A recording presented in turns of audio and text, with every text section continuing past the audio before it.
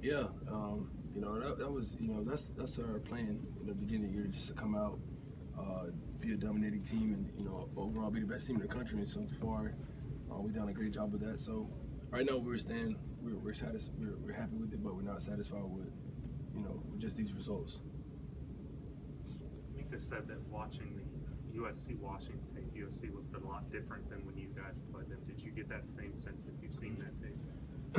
Yeah, with the little game, a little bit about watched of the USC tape against Washington.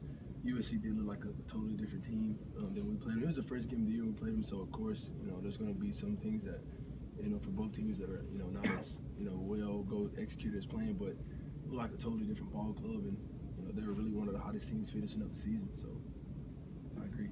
Did seeing that game at all give you any extra confidence knowing the way you played, or do you just kind of throw that out the window? Yeah, I kind of threw it out the window. Like I said, it was the first game of the year.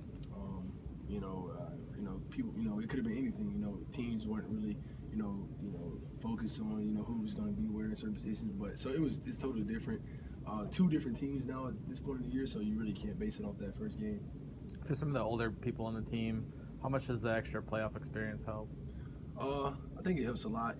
Knowing that the break in between the SEC championship game and then this first playoff game is a tremendous jump. It's a break, so you got to know how to manage your body, stay in shape, get ready for the game. So I think being older, you kind of know what to expect, and it helps you out tremendously.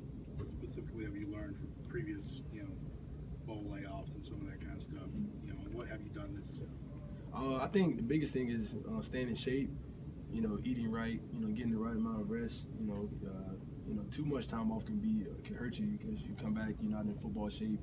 But the most important thing is once you get back into the football mode, you got to attack practice hard so you can get your body used to getting back to a game speed because you haven't played the game in so long. So I think that would be the biggest issue and could help you out a lot, or it could really hurt you a lot if you don't do it. How's it been going to this point? I would say it's been going great. We're going out. We're practicing. We're practicing fast. Like I said, everybody's trying to get back into football mode. I think we're back. We're back there now. We had those 3 practices that were kind of like camp style. So those were kind of the ones that really you had to push yourself the most. And I think now that everyone's back in the football mindset, and we've been looking good, and we're just ready. You said couple weeks off, kind of how to manage the layoff, but also this team has been through the college football playoff and they've suffered both the loss and also winning it all. Mm-hmm. Does that help, I guess, with the mindset and just how you prepare for this? Yeah, it does. That first year, it was new to everybody. It was the first year for the playoffs. We really didn't know what to expect. How long it would be off. For the game, how to get adjusted to it. Last year we kind of figured it out, but in this year we know what to do also. So, and also having guys on the team as myself, knowing how it feels to lose in the first game of the playoffs, also to win it. That one feeling is worse than the other one, of course. So you don't want to get that feeling again, and you got to do whatever it takes to not let that happen again. Who's been the most impressive younger guy, maybe a guy that didn't see the field much this year on offense, but you came back from bowl practice and he opened your eyes a little bit? That's hard. That's really hard. I think. Wow, that's a good question. I think a lot of young guys have just helped us, the whole team. In different ways, like special teams. It's hard to pick one guy out. I could say Trevon Diggs. He plays a good amount, but just what he does for our team, returning punts as a true freshman in like big games has been great. He had a great SEC game with special teams, so I would say him.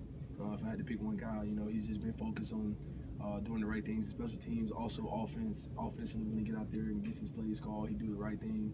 He goes hard, so I would say probably Trevon Diggs. What's it say about you guys have had as much talent as you got, you've had so much contributions from a freshman. Mm-hmm. What's that say about how they came in here and the attitudes, mindset, and the talent they got? It says a lot about those guys. They bought into what Coach Saban kept preaching the whole off season before the season started. About just buying into the process, being prepared. Younger guys, we're gonna need you, and I think this freshman class is really they listened to what Coach said and they used it to their advantage, and you can see how so many guys that were younger guys helped us out this year. And if they're not buying in, do they get on the field? Usually they don't, man.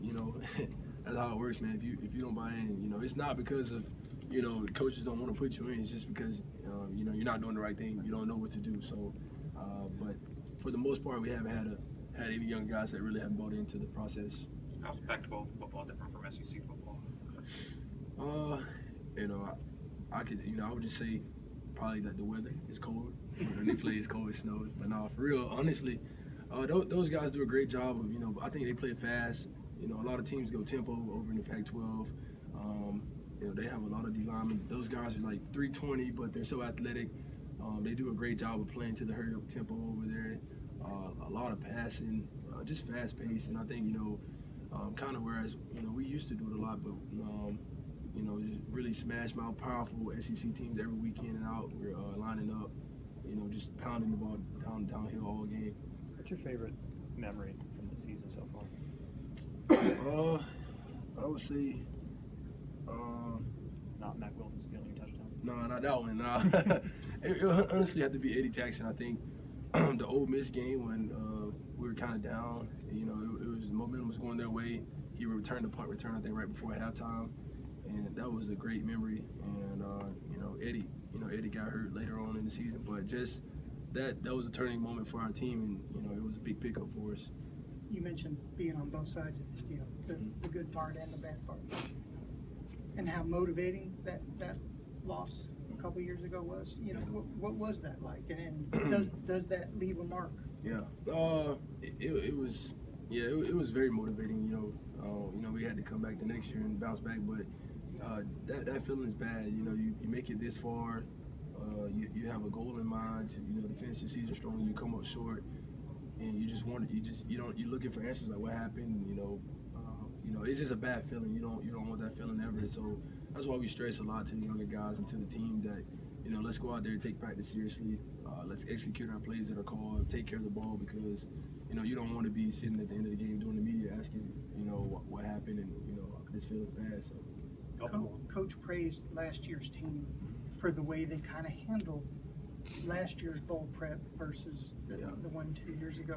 Did you notice that, and are there similarities with what you guys are doing this year along those lines? Yeah, I do. You know, like I was stating earlier, it's about, you know, coming back and attacking at full speed so you can be in shape and be ready to go once you get back to the game. So I think I've seen that a lot this season from our team. Everybody's came back. We're going full speed, trying to get in shape. We're back to that now. And you know, last year I think that's what happened to us. You know, everyone attacked at full speed. We're ready to play the game. A lot of energy, and that's what I see this season. OJ, you were one of a handful of players that came back that maybe didn't have to. And this year, there's some players that are leaving their teams just before they play a bowl game. You're aware of that, obviously. So, what do you think about that, or do you? Yeah, it's tough, man. It's kind of, you can see both sides of the stories where these guys are, some of them are banged up, they say, and you know, they don't want to risk anything else. You know, if they were playing for a championship out, you know, I wouldn't think those guys would sit out, but you know, you kind of can see both sides of the story. I think it all comes down to your coach. If your coach allows you to do it and y'all agree on it, then you know you can't be mad at the kids because you can see where they're coming from, and I can see where you know the teammates are coming from about finishing the season with us. But ultimately, I think it comes down to your coach if he allows you to do it or not.